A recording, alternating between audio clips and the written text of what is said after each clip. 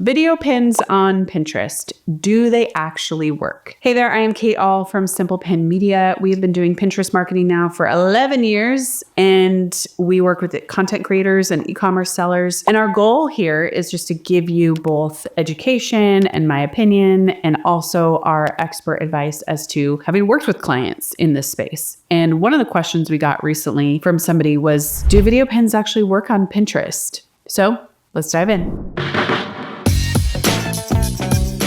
All right, video pins have been around on Pinterest for a long time. I think actually they came out in like 2017, and there was a lot of speculation whether or not they would even work. They felt like a little bit of a speed bump. It was really just this clunky beginning to them. And then we had idea pins come on the scene in 2020, which were short form video, but they didn't have a link. And then Pinterest quickly jumped ship on those in 2022, abandoned idea pins, and now we only have 3 forms of pins on Pinterest.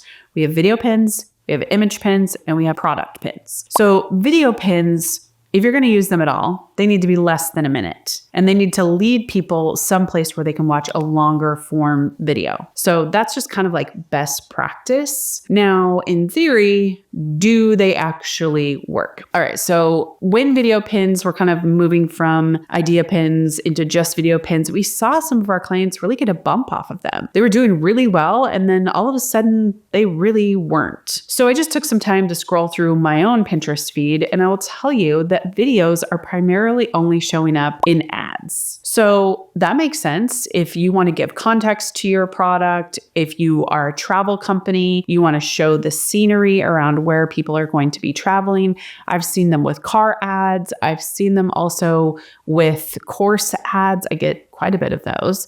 So yeah, I think video ads right now might be actually a pretty good play, because organic video pins are not showing up in my feed. So if you're running ads on video, might be a good time. I don't know how expensive they are. I'm not going to speak to targeting or anything like that, but we do have an ads department. So if you would like to do a consult with us, or if you would like to hire us to manage your ads, you can go ahead and click the link below and book a call. All right, back to video pins. So then when I was looking around, I thought, well, maybe they would show up in fashion. Maybe they would show up more in home decor. And honestly, I really wasn't finding any. So here's something to be thinking about is if you want to test video pins, test just 1 to 2 per week. Less than a minute, like I've said, just kind of a little bit of a teaser. You can repurpose what you have from Instagram or even from YouTube Shorts. That's totally fine too. We do our podcast and we'll pull a clip from that video and then we'll repurpose that to Pinterest. We even do short clips for these videos and repurpose them to Pinterest. But they are not our highest converting pins. Our highest converting pins are our image pins. This is like the OG pin of Pinterest. So if you really want to see if video pins are going to work for you,